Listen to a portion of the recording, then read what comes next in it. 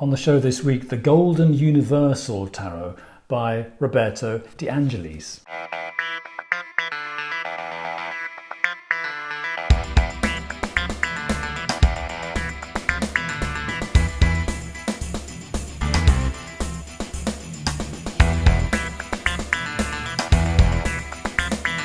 Hi everyone, welcome back. This is one of my shorter videos. I'm going to be flipping through and reviewing a deck called the Golden Universal Tarot. What I want to do this year is present a sort of curated selection of decks that might interest you if you're starting out. Some of these can be used as first-time tarot decks. And this is one of them. It's originally came out in 2000, published by Lo Scarabeo. And it's one of those decks that it's a clone of the Rider Waite Smith. And I think what you could say is it's a deck that sort of cleans up the Rider Waite Smith a little bit, makes it a bit presentable, slightly modernizes it, slightly softens it, and slightly prettifies it up. I was fortunate enough to get this copy of the Golden Universal in a second-hand shop in London a few months ago. And it's a bit ragged, as you can see, but it'll do, and it'll show you what's on offer. The original deck came out in 2000. They did a golden one in 2013. They've also done a professional one with really huge cards, so that, you know, if you want to do a tarot reading for someone passing overhead in a jumbo jet looking out of the window, they'll be big enough for that. The original Universal Tarot is actually one that I'm not crazy about because I don't like the borders. It has white borders here, and they have a little kind of a strange little blip of blue down the side, which is not very attractive. And this one is the golden version, and it's actually aesthetically a bit nicer to look at. It's got these black borders, black and gold. I don't usually like black borders, but black and gold is a different thing, isn't it? Ladies and gentlemen, black and gold is always nice to see. So what I've done is, slightly differently this week, I've divided the pack up into the cards that I think are successful, and then another pile of the cards that I don't think are so great. What I want to say is that this deck has quite a lot going for it. I think at its best, it's really quite stunning. It's got a real sort of Renaissance feeling to it. Let me start flipping through to save time. So this is the pile of cards I like. So these are the majors that I like. It's a bit busy with its gold bits, but you can't win them all. I sometimes wonder whether tarot artists, there you see the gold there, get a sort of tarot fatigue while they design decks. Someone gives them the job of designing a tarot deck and they say, ooh, yes, please.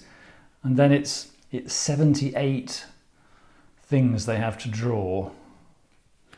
I quite like that devil. I quite like the sexy bits. This artist is quite good at the human form. Everyone seems to be quite well proportioned. I mean, he's good at anatomy.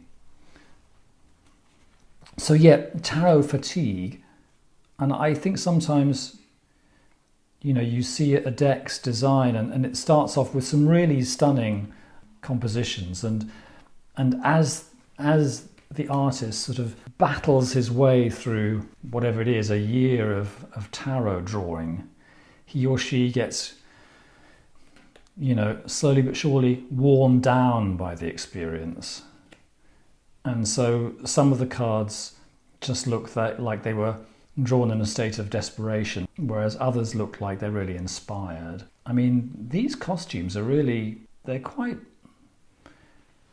cool. They're a bit clownish sometimes, but I like them. There's a lot of floppy hats and cod pieces and things, but I'm not complaining about that. That's a good costume, isn't it? Not complaining about that. This is the notorious page of batons, ladies and gentlemen. I actually did some research. Pages were between the ages of 7 and 14 in the Middle Ages. You became a page at 7, And when you got to 14, you became a squire and you looked after a knight. So I think this guy is probably more of a squire than a page. If he's between 7 and 14, I think he's probably towards 14, isn't he? I don't think he's 7. He's fantastic, I love him. But he's a bit mature for a page. Quite a nice knight there. And the lovely Queen of Battens with her black cat. The colours are nice. They're kind of, fruity and comforting. All the aces are good in this pack. No problem with those. And the scenes, as reinterpreted from the Rider Waite Smith, they're atmospheric and they have this kind of crispness which the original drawings don't have. I mean, they've all been covered with this gold, which makes it a bit busy, but it's not like the Art Nouveau, like the Golden Art Nouveau, where everything is really covered in gold and tendrils and flourishes and things, so that it's really very dense. This is maybe a 7-year-old page, isn't it, or a 14-year-old one? That's more of a page look, I think. And in this case, you have the fish jumping out of the cup. All the details from the Rider Waite Smith are here. It's very much a clone deck. Nothing is left out. Here are some of the pentacle ones that I liked. You can see that the gold has actually rubbed off here. This was a display copy in an esoteric bookshop in London, so it's been looked at by hundreds of people, which is cool. I'm going to have to do some serious cleansing before I actually use it to do my own readings, I think. Page of Pentacles here, also clearly older than 14. He looks a bit like John the Baptist. I like the picture. And a lovely atmospheric moment for the knight. See, that's a good colour, isn't it? That robe. And lastly, some swords that I like. That's a great ace.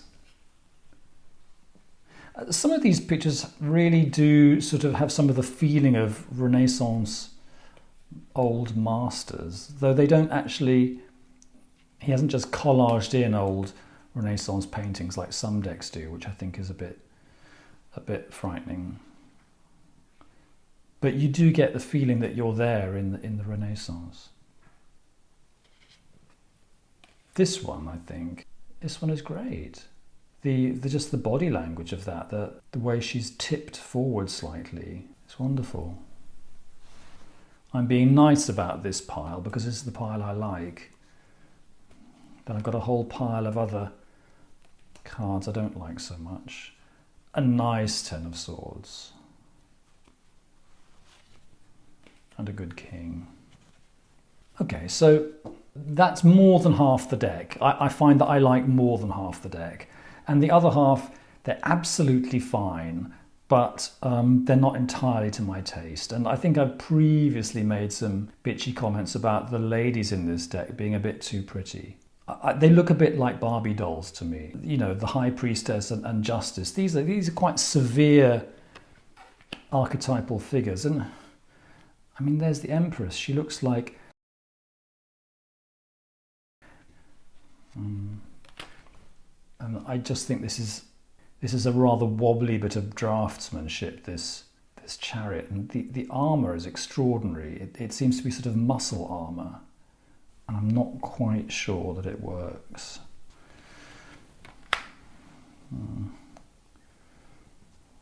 Yeah, I almost like the Lover's card. I'm not sure about the Angel. Angel looks a bit crazy to me. And there's another Barbie doll. This is Justice. Justice should not be a Barbie doll. Justice should be like someone, you know, rather cross and you know, what's the word? Impartial. Someone who's only going to listen to the facts and doesn't care about your feelings. So not too pretty, please, for the Justice card. Well, I don't know why that's in the I don't like it pile. It's not bad.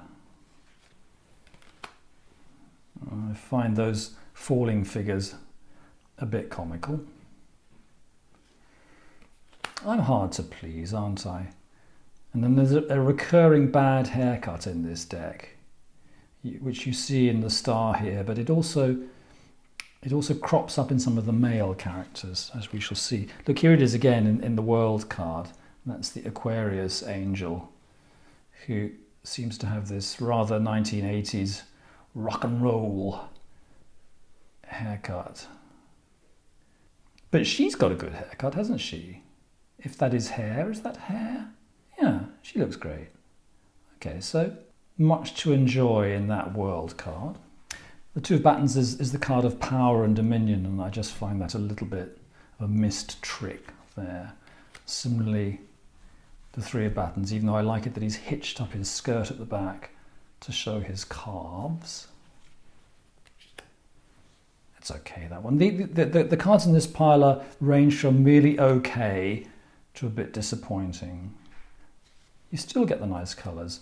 I can't quite go for that Two of Cups. I find the people look a bit like they've been through a mangle, and the lion also looks a bit strange. He looks like a pantomime lion. That one's okay. The 6. So yes, while I'm showing you these with my harsh critical commentary going, what I want to say is that this would really work absolutely fine as a starter deck. You could really learn tarot with this deck. Everything's there. There's no mistakes. There's just a few strange haircuts that might scare you. There's another one.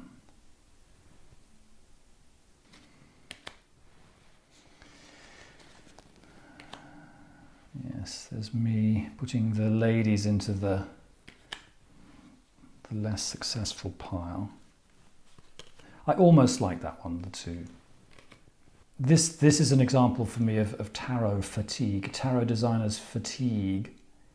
Considering how well drawn some of the cards in this deck are, I find that a bit thin. That's very similar to the original Rider Waite Smith, that one. It's just a little bit strange.